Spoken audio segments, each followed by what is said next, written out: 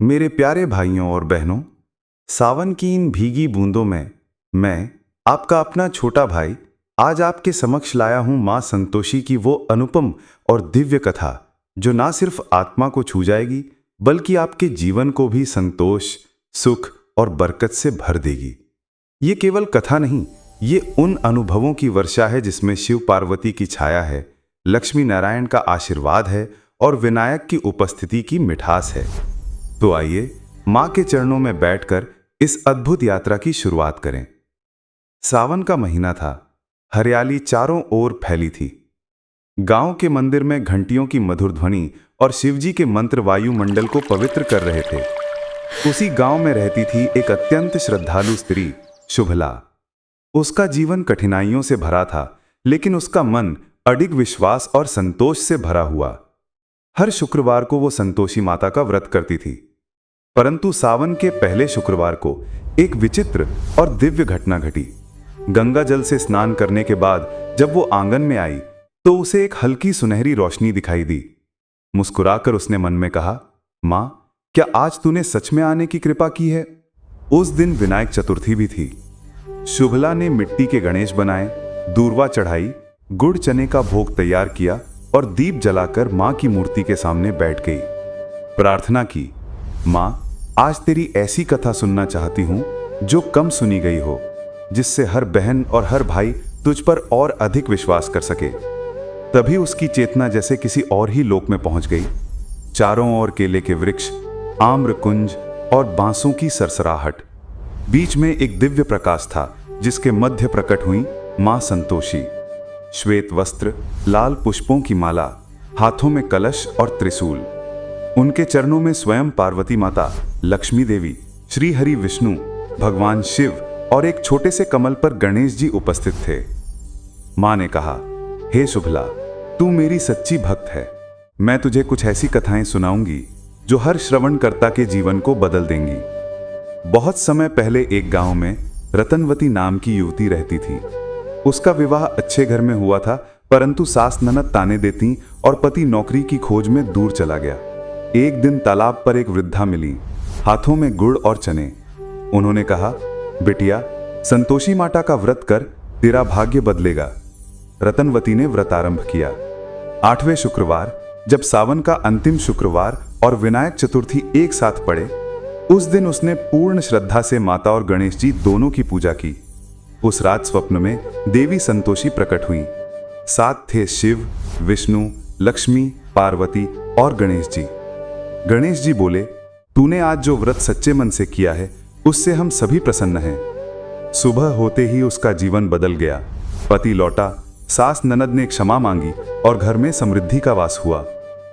कनकवती एक सुंदर और धर्मपरायण स्त्री थी, पर उसका पति उसे उपेक्षा करता, व्यसनों में डूबा रहता।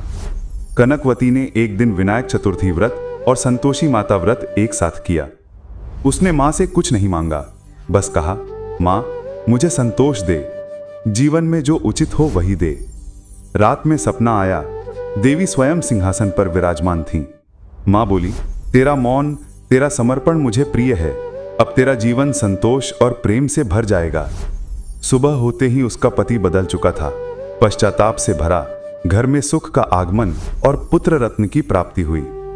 मालविका 5 वर्षों से संतान सुख से वंचित, समाज के तानों का शिकार, लेकिन वो हर रोज शिव पार्वती का स्मरण करती और हर शुक्रवार को संतोषी माता का व्रत। एक बार विनायक चतुर्थी और सावन का शुक्रवार साथ आए। उसने पूरी निष्ठा से पूजा की, बिना किसी मांग के। रात में एक वृद्धा प्रकट हुई, हाथों में गुड़ चने की थाली और आंखों में करुणा। वे स्वयं संतोषी माता थीं। मां बोली, तेरा त्याग मुझे प्रिय है। तुझे तेजस्वी पुत्र प्राप्त होगा जो मेरी महिमा का विस्तार करेगा। कुछ ही सप्ताह में मालविका गर्भवती हुई।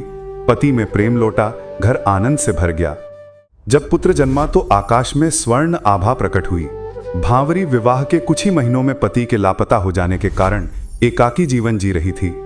ससुराल और मायका दोनों से तिरस्कृत, फिर भी वो हर शुक्रवार को व्रत करती, बस एक प्रार्थना के साथ, मां, तू जो उचित समझे कर, पर मेरा विश्वास मत तोड़ना। सावन के तीसरे शुक्रवार, जब विनायक चतुर्थी भी थी, भावरी ने व्रत किया। आरती करते समय जब दिया बुझने लगा तो उसने अपने चुनरी से उसे ढक लिया। रात को स्वप्न में शिव, पार्वती, गणेश और संतोषी माता प्रकट हुए। मां ने कहा, तेरा धैर्य मुझे प्रिय है, अब तेरा जीवन बदल जाएगा। सुबह खबर आई, पति जीवित था, गांव लौट रहा था। घर में फिर से दीप जल उठे। सुमन केवल 10 वर्ष की एक बच्ची, गरीब परिवार में जन्मी पर मन से देवियों की सच्ची भक्त। मंदिर में संतोषी माता की मूर्ति देखी तो मन लग गया।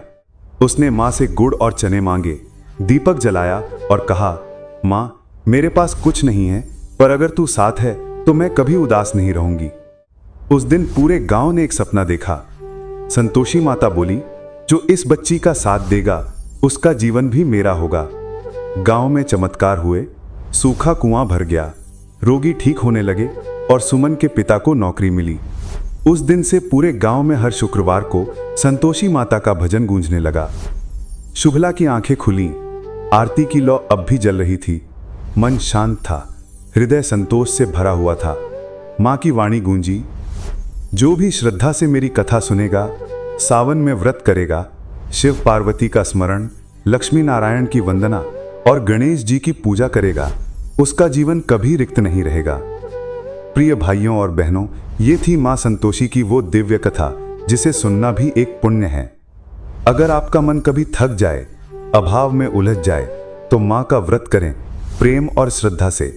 मां देर नहीं करती, बस एक सच्चे मन का इंतजार करती हैं। मैं आपका छोटा भाई अर्जुन इस भक्ति प्रसंग से विदा लेता हूं। फिर लौटूंगा एक नई कथा, एक नए आलोक और एक नई वर्षा के साथ। तब तक मुस्कुराते रहिए, सत्संग से जुड़े रहिए और मां संतोषी के चरणों में श्रद्धा से समर्पित रहिए। जय माता संतोषी, जय शिव पार्वती, जय लक्ष्मी नारायण, जय गणेश देवा।